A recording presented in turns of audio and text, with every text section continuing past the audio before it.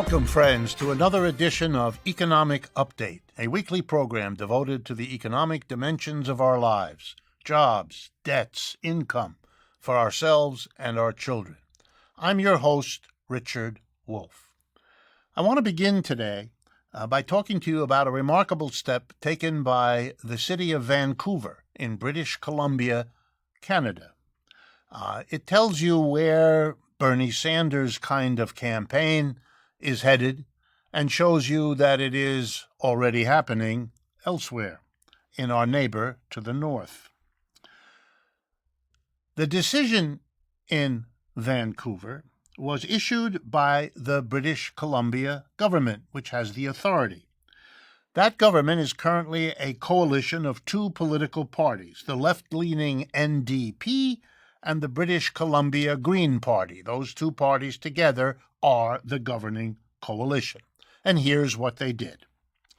As of very shortly, if they get their way, which they are expected to do, the level of income tax on wealthy people will go up.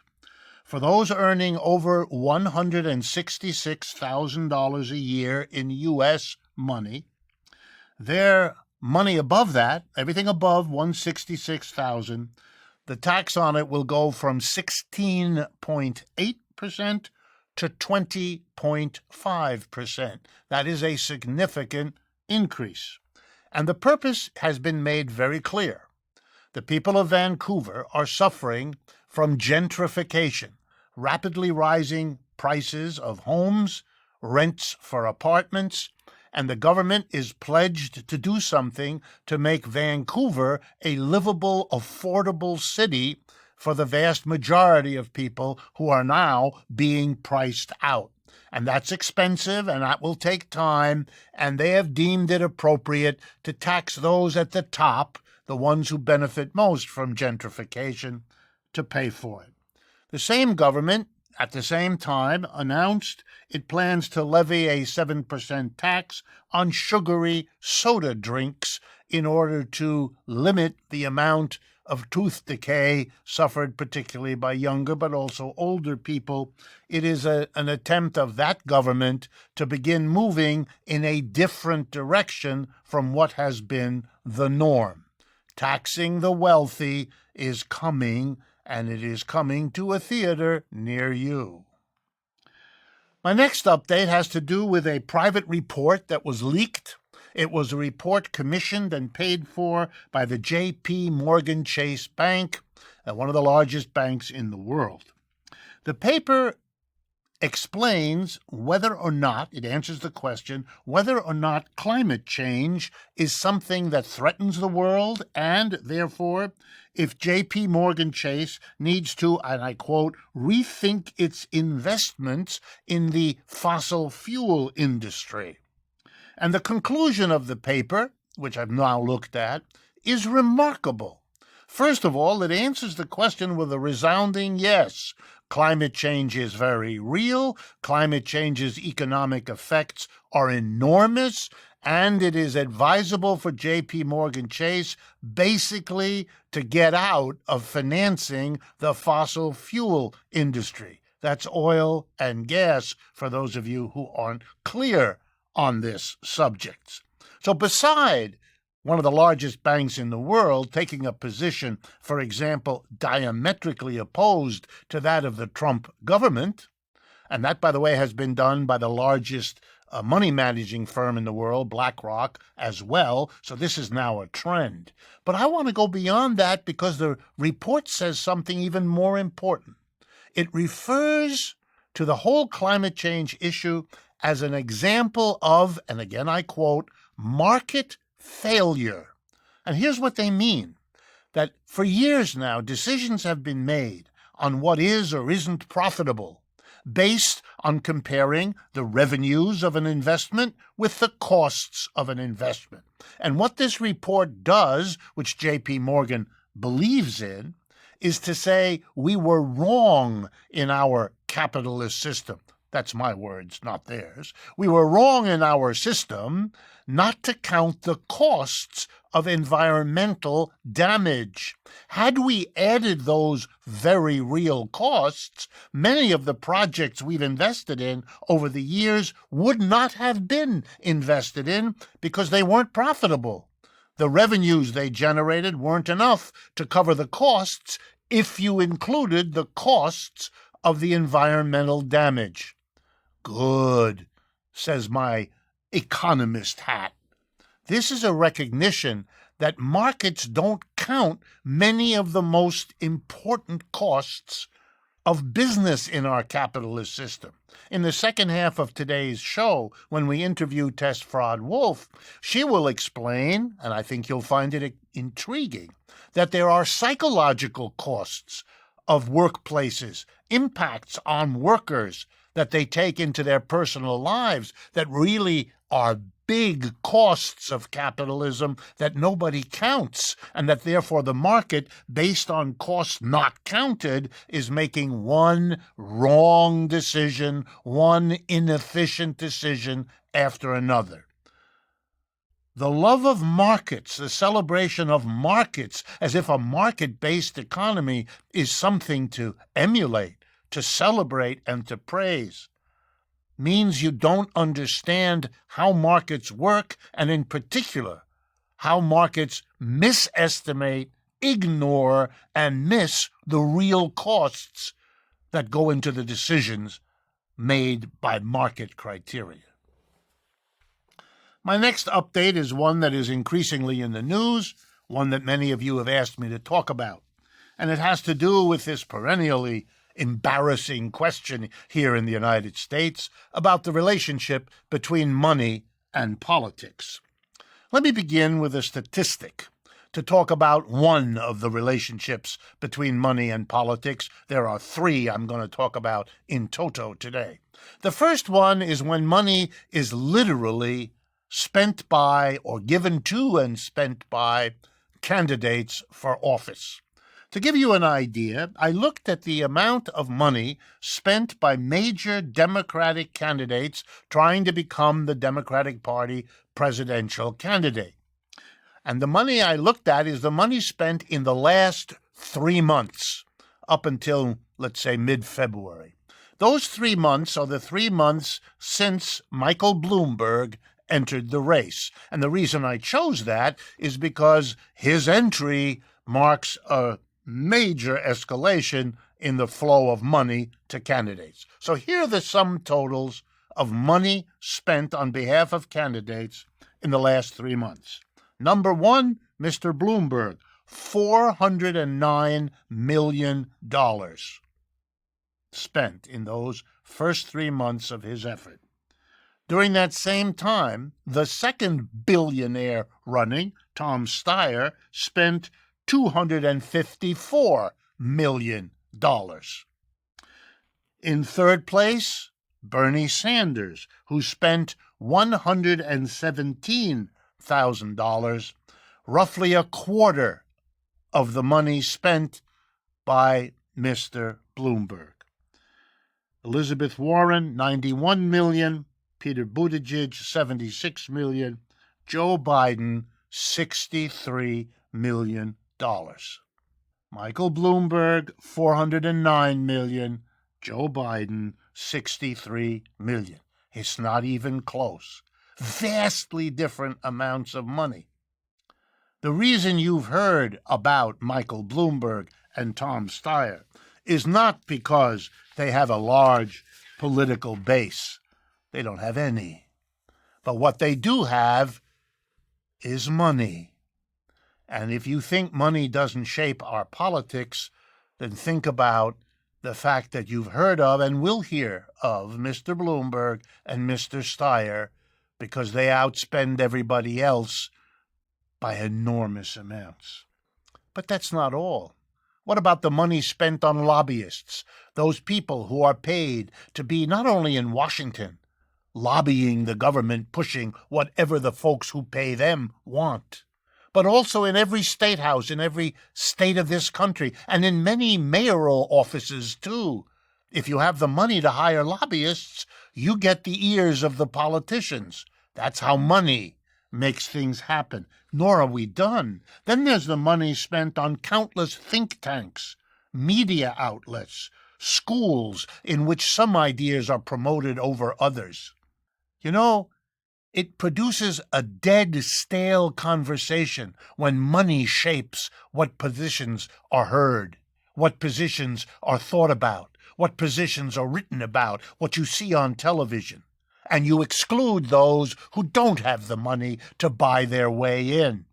It means you're denied all kinds of perspectives, and you're provided with an endless repeat of those favored by the very few who can afford the money. If you're upset with the stale, old quality of American politics, thank the way money matters in our system. It's a major part of the reason people are disaffected from our political structure, don't trust it, don't believe in it, and are sure it's terribly lopsided. My final update for today is to, in a way, congratulate the United States Women's Soccer Federation. They have brought charges of gender discrimination in a suit filed in Los Angeles against the U.S. Soccer Federation. The trial on these charges is set to begin on May 5th for those of you interested. The women's soccer players charge, one, that they are paid markedly less than their male counterparts, that men's soccer supports more pay for women, even though the federation doesn't do it. The men support the demand of the women for pay parity. And the irony is, of all of this, that the men's soccer also feels they are being underpaid. In other words, what's emerging here is an alliance between men and women soccer players, in which the men ally with the women, partly because they believe in the justice of what the women want, but partly out of a demand for themselves. They don't want to be told, we're not paying you more, you should shut up because look how much better we're paying you than those women. They don't want those women there to be an excuse, to be underpaid, and then that be used as a lever to keep them from being paid more.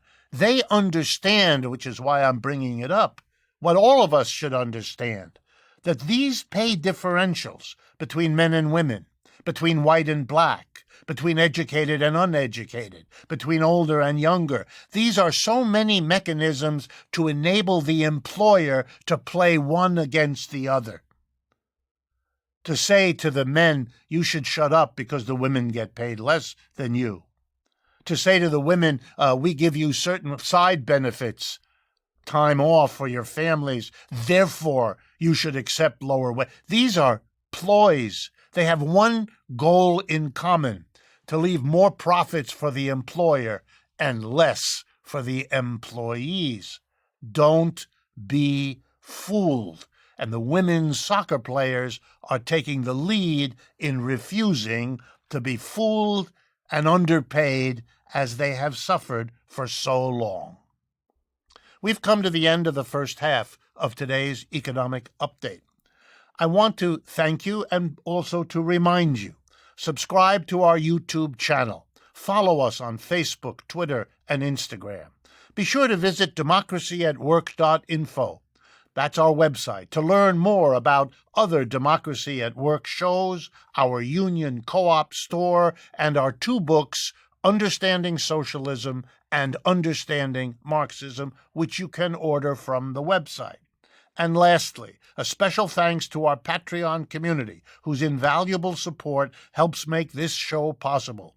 We'll be right back with our special guest, psychotherapist Tess Fraad-Wolff.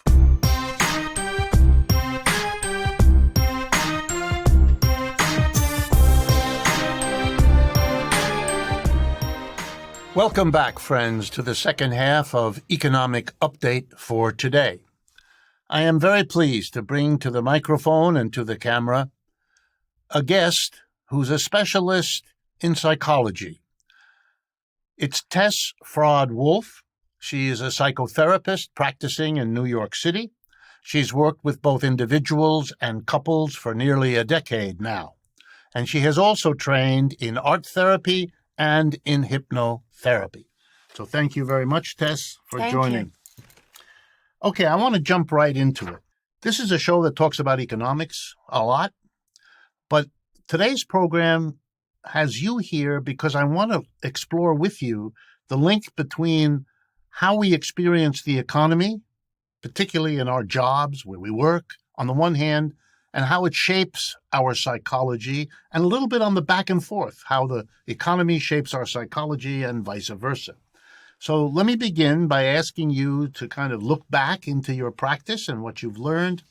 How is it possible that you're experiencing on the job, where you work, in an office, a store, or a factory, could lead you to be what we call depressed? Is depression something that goes with work, sometimes, always, never? How has the job shaped depression in your experience? I think there's a constant interdependence there, where the job and one's feelings about the job sort of feed each other in this loop. But I feel that people are often increasingly without senses of meaning in their work and their workplace and their missions and the mission of their workplace. And this steadily and perniciously undermines their sense of satisfaction with themselves, with their feelings, with their everyday, because they spend so much time at work. The demands are so high, increasingly high, and the sense of purpose increasingly rare, that it creates a problem. It creates an estrangement from people to their sense of meaning and purpose, feeling good, feeling necessary, and mostly, I think, feeling connected. Is it, and I don't want to put words in your mouth, but is it in a sense that people have that they're just a cog in some big anonymous machine whose purposes, beyond making money for somebody else, don't seem to be clear, that they don't seem to be compelling? Am I getting that? Yes, I think that's exactly right. I think many people feel reduced to being a cog, which is objectifying and dehumanizing. So you're not a cog. Even if you're part of a many-armed operation, you're a person with the feelings and experiences and all of the personal attributes we embody. And so it's undermining. It turns us into feeling robotic, like automatons. It takes away the complexity and the emotional sort of basic experience that we embody.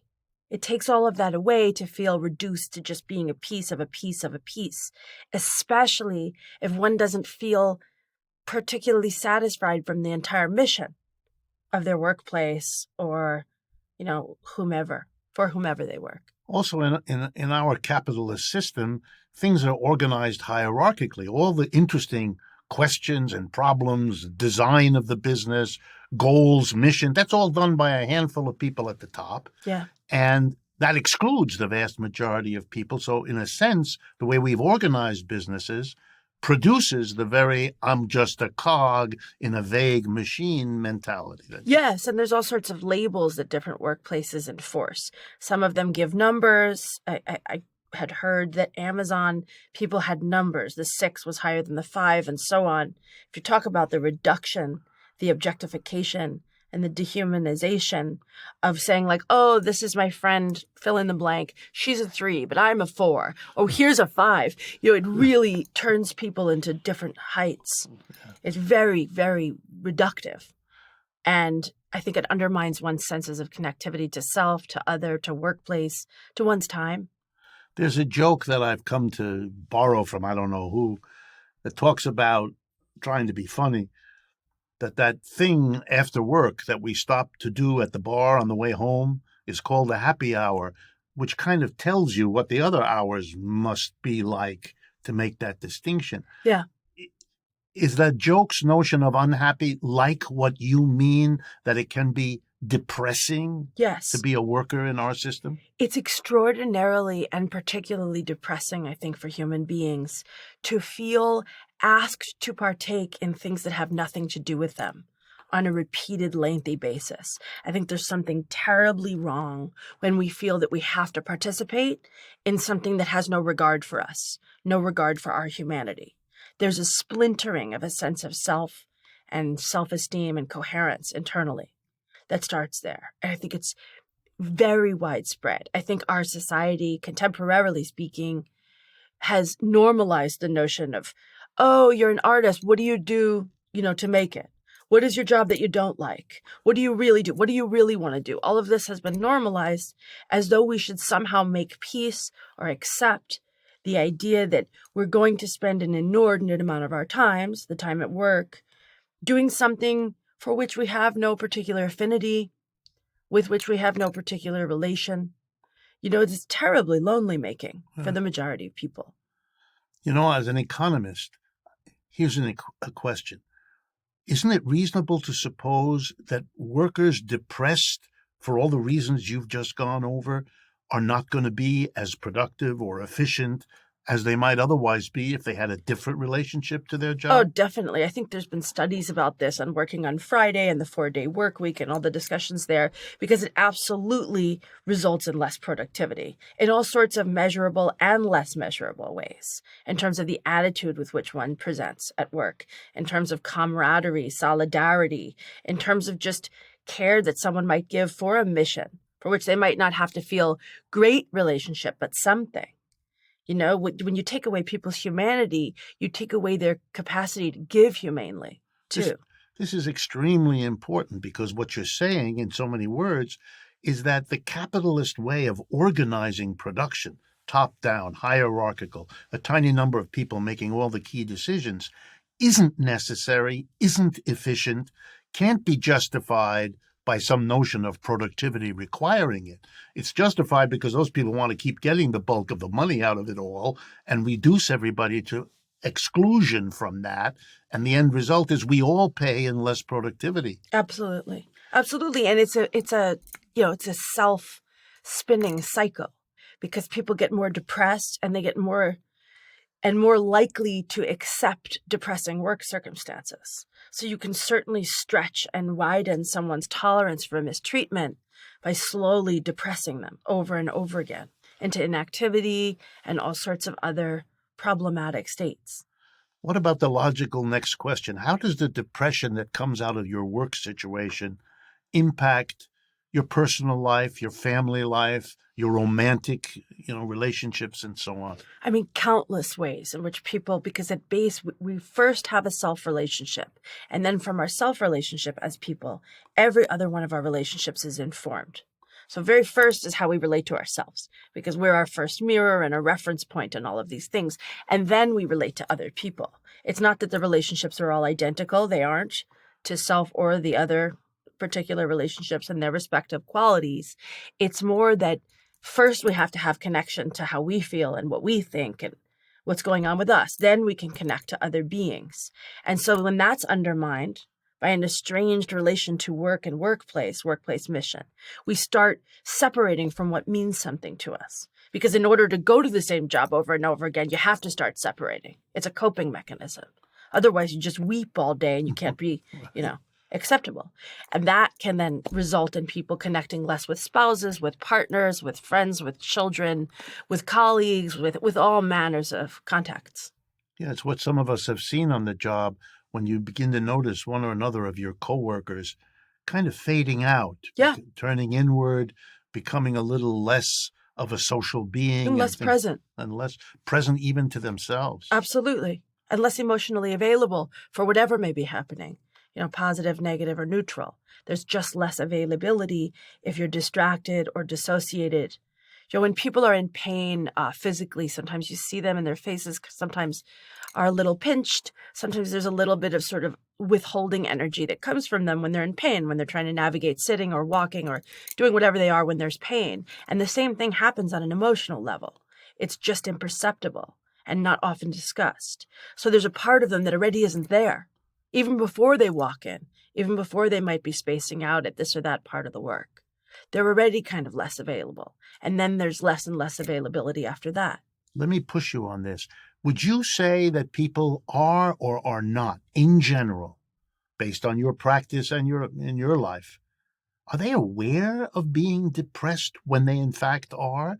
Is there an understanding in the United States that depression is a burden we carry because of the way we've organized work? There's some, but not much. I think there's an ambivalence that resides in a lot of people who feel simultaneously dissatisfied with workplace situations and self-blaming about that dissatisfaction. So there's a sense that one is selfish for wanting more, or entitled, or that they ought to be happy with what they've got. Or they're And just this, whining or yes, this something. positivity culture that's been, I think, hijacked by a lot of corporations also adds to it, that we're supposed to be in a good mood and we're supposed to plaster a smile on our face and be glad we're not like this and that and this person who have it worse, and on and on and on, which are ways of shaming people and taking from them their, rightful, honest states. Well, now the conclusion, because we have limited time. In your practice, what would you advise a person, whether or not he or she is depressed or aware of it, but if they are, in your judgment, depressed by their work, what do you do about it? What would you advise a person who wants to cope, maybe better than happy hour or something else, with this problem? What might you suggest? I mean, there's a lot of things. I think one is there's certain literature you can read. There's certain things you can do if you can afford and are interested in therapy that can help, group or individual. There's all kinds of therapy out there. I think one of the things is to really understand that wanting to have a job to which you relate, in which you feel you are present and from which you feel you can learn, is a very healthy, normative thing. And it's also a very healthy, normative thing to have a sad reaction when those things are lacking, especially more and more lacking, to understand the validity, to talk about things, including things that are difficult, especially things that are difficult, because then you can hear other people nod and say, me too, which is a very powerful 2-word sentence. And this can start to normalize. You can start to make different demands. But people have to first be interested in how they feel, recognize the depression, and then open up about it so that it can be validated and shared. It's the same recipe as across the board. If you want to change society, you got to first be honest about your own experience that makes you come to a position of wanting to change society. Because if you can communicate that to others, it's the best organizing tool ever invented, just sharing and enabling other people to share that kind of perspective. Absolutely. How do you feel about the United States, given your practice and given what we've talked about? Very sad, but also hopeful. And, I clutch at the little pieces of hope because there's so much, destructive stuff happening, and there's so much destructive energy. And people are depressed and they're inactive, and it's understandable that they're inactive because they're depressed, but it feeds on itself. And so we really have to grab at the pieces of positivity. People who look like they're going to be honest, leaders, people amidst us in all of our places. We can look to them also for these kinds of honest discussions if we feel depressed, if we feel disconnected at the workplace. I think it's incredibly important to talk and to take risks. Thank you so much, Tess. I know the time has gone fast, but that's partly when things are interesting, and we hope they are for others too. Thanks you. again. And to all of you, thank you again for joining us. I want to particularly thank our Patreon community, as always, for their invaluable support. And I want to conclude by saying that I look forward to speaking with you all again next week.